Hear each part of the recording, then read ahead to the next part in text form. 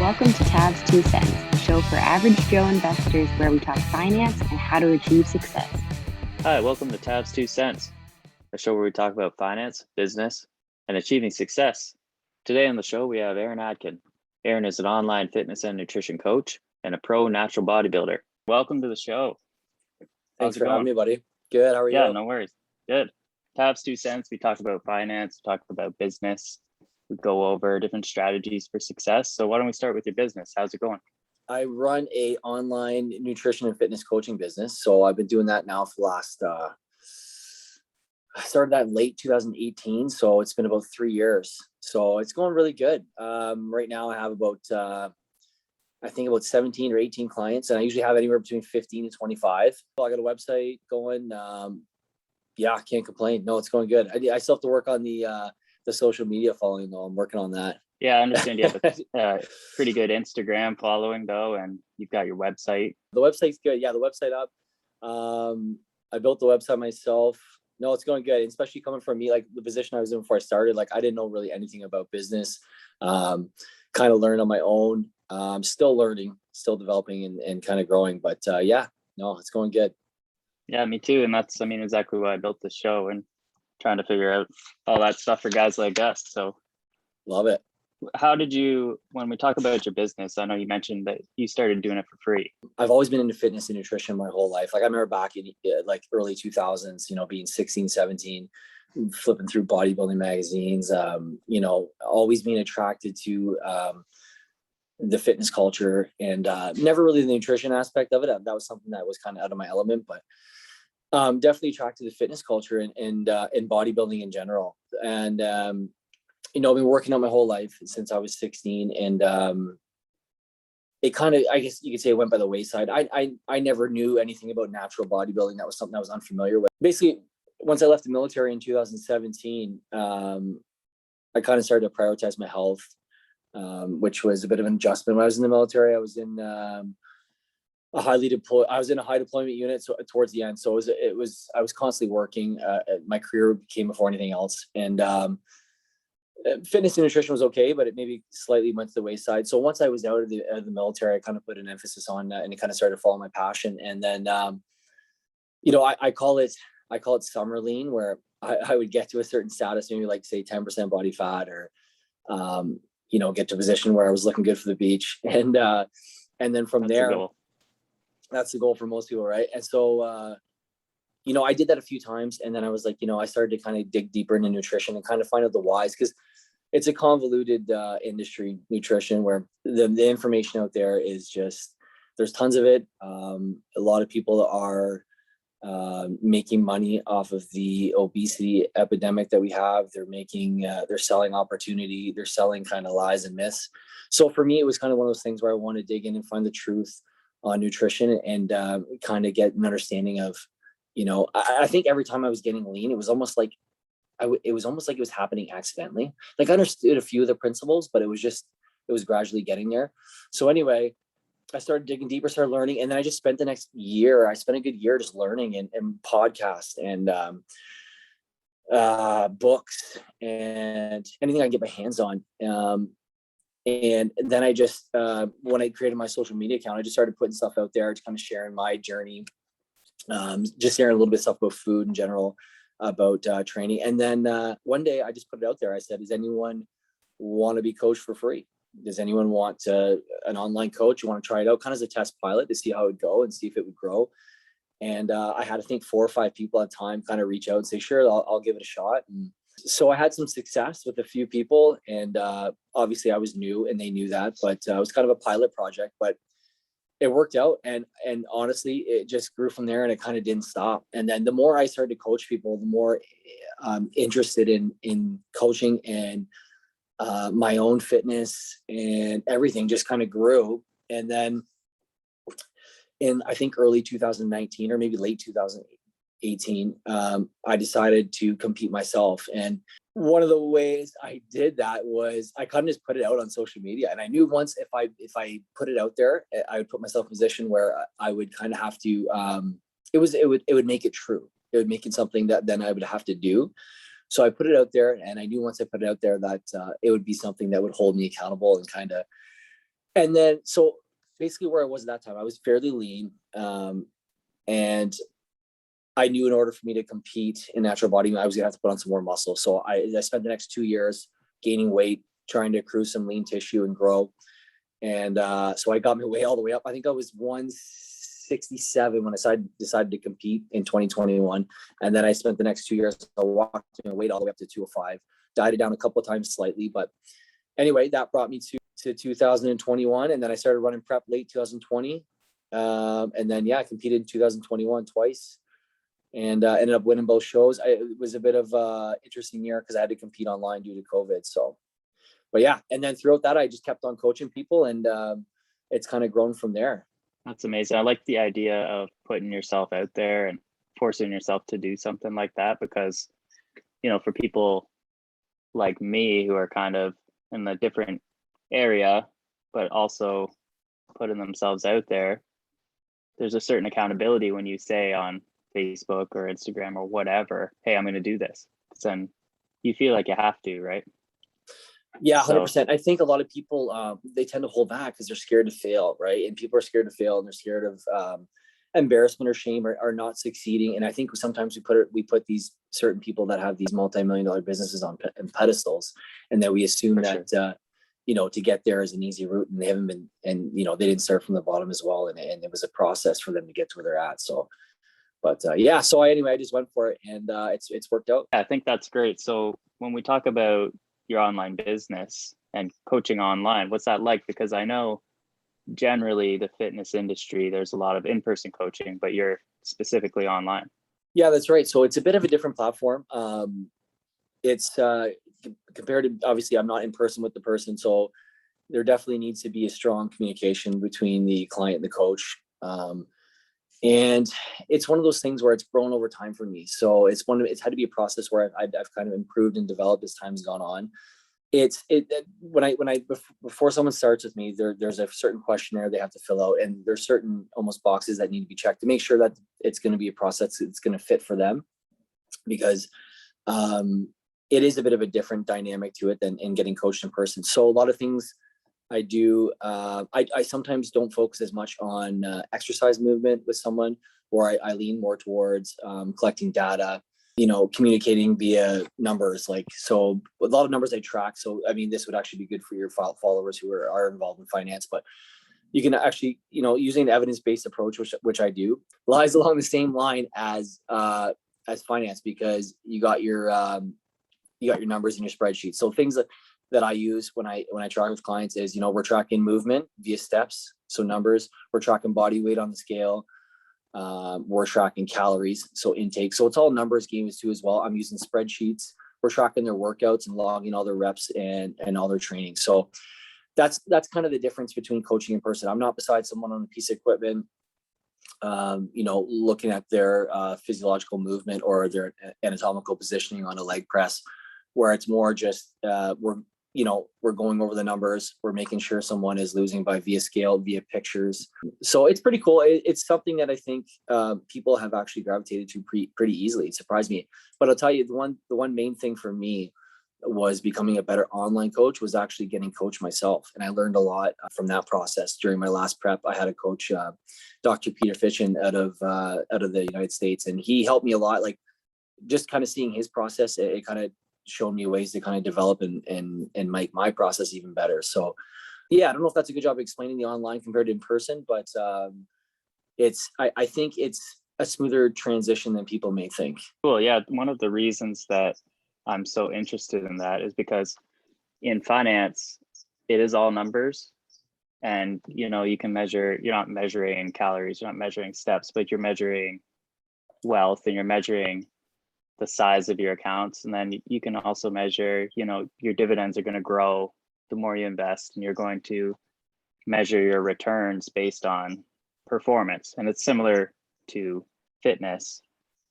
And one of the hardest parts about finance, similar to fitness, is motivation. So when I talk about online coaching, what I'm interested in is, how do you motivate those people to stay on track? Because similar to finance, fitness is the same. You need to in finance, you need to continue to invest, you need to continue to save. And sometimes that's difficult, especially when you see people around you spending money, especially people that are your peers. There's a tendency for lifestyle creep, they say. So, you know, somebody gets a new hot tub. Now you want a new hot tub, and then you're $7,000 in that could have been invested, giving you returns and dividends. So what have you learned about for motivating your clients, and possibly what did you learn from Peter to help you stay motivated? Yeah, it's a great question. And that can be tricky with the online platform because you aren't face to face with person. So I think when it comes to online coaching, one of the biggest things I try and do with the client, or I even kind of ensure before we start, is that we have a good rapport, good level of communication. So a lot of times I know a lot of the people if they're local, like you mentioned, but sometimes I don't know the person. And so before I start with somebody, I have a video chat with them. So first I'll send them a questionnaire. Through that questionnaire, I can see whether they're going to be good for my service or not, and if it's going to work for them. And then once we do that, I do a video chat with them where I get to meet the person, you know, semi face-to-face, virtual. I get an idea of their personality, because personality in the online coaching platform does matter, and it does play into effect because everyone is different.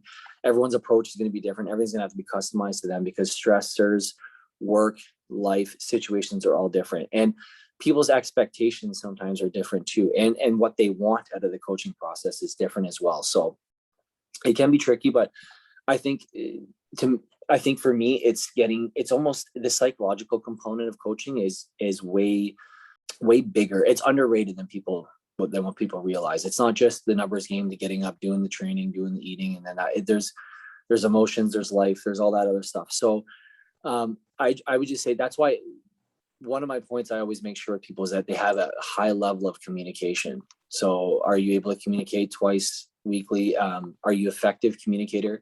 And then it's just kind of getting to know my clients over time. Like I have a lot of clients now that have been with me for over a year. Some might be pushing even close to a couple of years now. So I start to get to know these people, and that's kind of what the goal is all the time. If I can ever get a chance to work with somebody for that long of a time, then that's ideal. And then once I work for somebody for, you know, that long of a time, I get to know them as a person, just through our emails, through their life.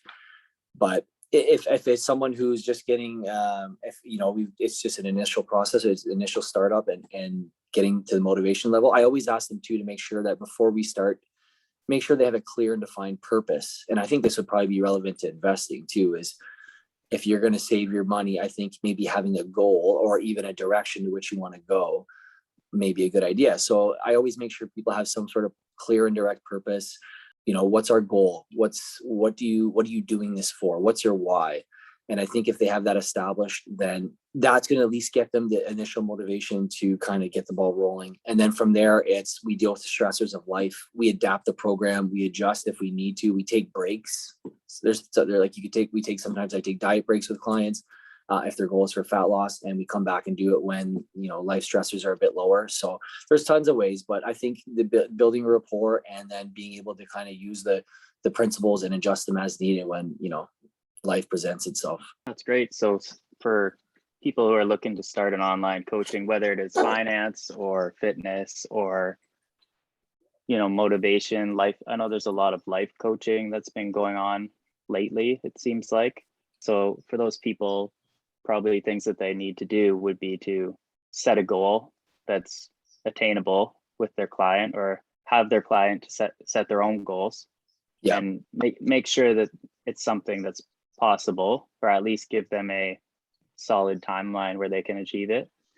And then establish trust is a huge factor, it sounds like. And then obviously the same as finance for sure is personalization, because everybody's different, and this one plan doesn't work for somebody that's going to work perfectly for you. So that's all very good, solid advice for anybody who's looking to start coaching. So with that being said, we can move on to your personal experience in bodybuilding, because I would like to know, it's obviously a very demanding, difficult sport mentally. So you've told me in the past that you've done things like meditation to clear the mind. And I'm just curious, what do you do personally to stay on track and stay psychologically motivated? 2020 I had something personal happen in my life where it was very highly stressful, and I was going through a difficult personal situation. So meditation was something I leaned on heavily during that period. I still meditate quite a bit, but I actually do a thing where I use micro sessions instead of longer sessions now.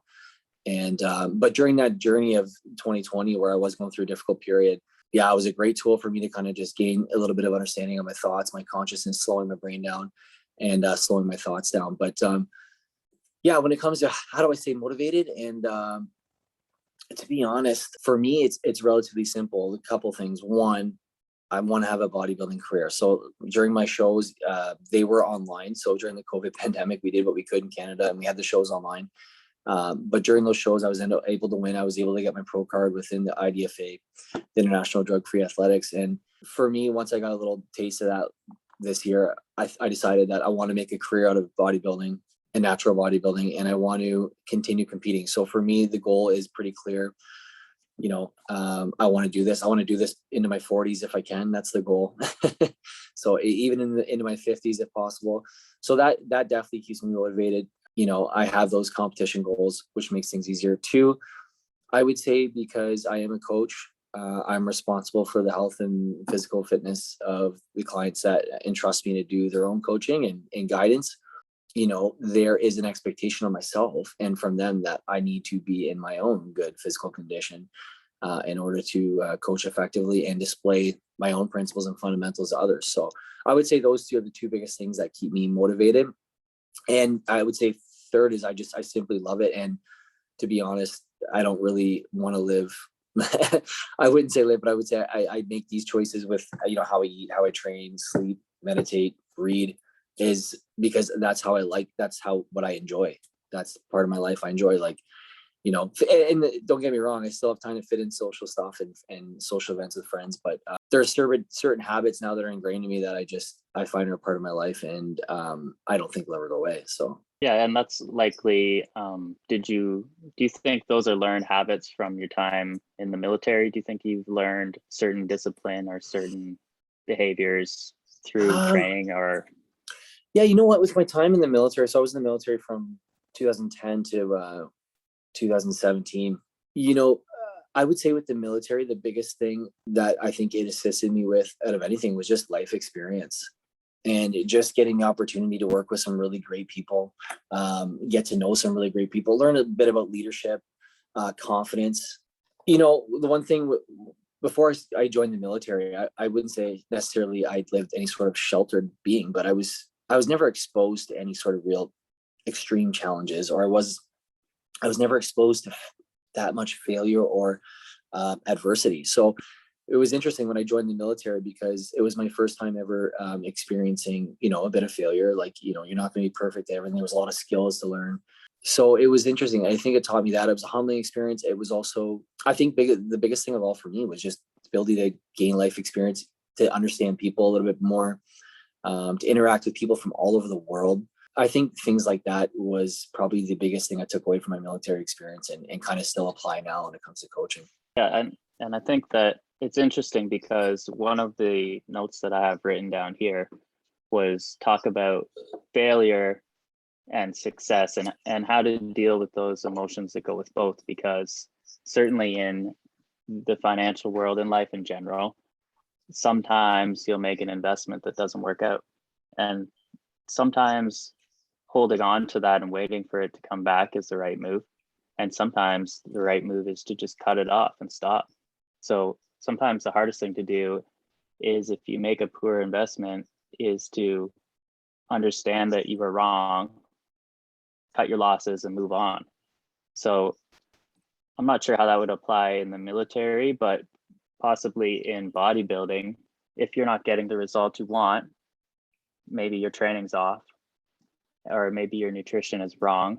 So how do you deal with certain failures as you work through, and successes? Because you don't want to be too confident either, because that can happen as well in investing. You make 3 good trades and you think you're a pro, but you're not. Yeah. And you have to accept that you probably got lucky on one or two of those at least. So how do you deal with the emotions that go with failure and success in bodybuilding training and life in general? Yeah, when it comes to bodybuilding, for me to speak a lot on that, it'd probably be unfair because I am so new to the sport. This is my first year competing. I've only done 2 shows and they weren't even in person. So for me to give, some wise advice there, I would say that I'm probably a little too new to provide a bunch of experience from that. But I will say this, you know what, when it comes to bodybuilding, I mean, I don't know how much this relates to finance, but when it comes to bodybuilding, a lot of times you can win shows or not win shows, but a lot of times it depends on who shows up to that show. So, yeah, you keep that in mind is you could be your best. And the biggest thing is, I think, it's just similar to finance, like principles kind of, I'm sure, stay the same, whether you have a little bit of money or a lot of money. And it's the same with bodybuilding, whether you have great genetics or you don't have great genetics. I think the main important thing is you bring your best version of yourself. So thankfully, being that it was my first prep and I was, able to get with Peter Fitchin and work with him, he guided me on that process through. I had someone there to kind of coach me. I guess you could call him an advisor, like you would a financial advisor, but he coached me throughout and basically took the keys in the whole operation. So I feel like I didn't deal with too much adversity during my prep, and it came out all right and everything worked out really good. So, but I would say this, when it comes to coaching others and even myself in the past, where there's ups and downs with because weight loss, especially most people want to lose weight. They want fat loss. And when it comes to fat loss, everyone assumes that it's going to happen rapidly, fast, and it's going to be a downward slope and as quick as possible, but it's not necessarily how it works. Fat loss it's not a linear process. It's a slow and gradual process on the way down. So I think a lot of times it goes back to what I was saying earlier about realistic expectations with people. A lot of times people will say to me like I haven't lost weight this week, and I'm not sure what's going on. I said, well, nothing's going on. You feeling better? How are you sleeping? How's your training? Well, I'm getting stronger. I'm feeling better. I look better. So there's those variables too. Like how do you justify failure? Like how do you define failure? And I think that a lot of times it's just teaching people that at the end of the day, when it comes to coaching, what you want to get out of it is new habits and behaviors. The results will come, but the main thing is to get good habits and behaviors out of it. So now if someone's struggling with habits and behaviors and they're not getting the results they wanted, well, then we got to go back to the drawing board and find something that's going to work for them. Because obviously what we're doing now doesn't fit in with their life and their situation. So I'll always try and do everything I can to help the person, buy into what I'm trying to provide them and get them on the right path. But, I would say personally in my bodybuilding career, I haven't dealt with too much adversity yet. I'm sure there's more to come in the future, but, I would say that through the coaching process, just assisting people, and I think teaching them how to be realistic about what the process is supposed to be and actual results. The realistic about the results process would be. Yeah, I think that's great. So basically your ability to keep your eye on the prize and stay focused through the process is, I think, to me, seems like the best way that you deal with both success and failure, because I know as a fitness guy myself that sometimes in the gym, you're going to have a bad day. You're not going to lift what you're supposed to lift or what you think you should lift. And it's not really relevant in the big picture, because if you're doing this for bodybuilding and to build strength, one day in the gym isn't going to matter. It's similar to finance. A day of volatility, you could have a 5% loss in a day, but if you're holding for 10 years, it doesn't matter. As long as you keep your eye on the prize, keep your eye on the process, think big picture, then you're going to probably do fine. So with that being said, I think that we've covered a lot today, and I'd like to thank you for coming on the show. And why don't we just close with where we can find you, your website, your Instagram handle, all that good stuff, and then we'll close the show. All right, awesome. Yeah, if anyone wants to find me, AaronAdkinFitness.com, and then Instagram and Facebook, I'm just at Aaron Adkin Fitness. And if anybody has any questions out there about nutrition or training or anything, just shoot me a line and I'll be happy to answer. So thanks for having me, buddy. Yeah, we'll do it again sometime. Thanks a lot. All right, thanks, Joe. Joe is not a financial advisor and may have interest in the stocks discussed on the show, so do not take any information included within this podcast as a recommendation or formal advice. Thank you.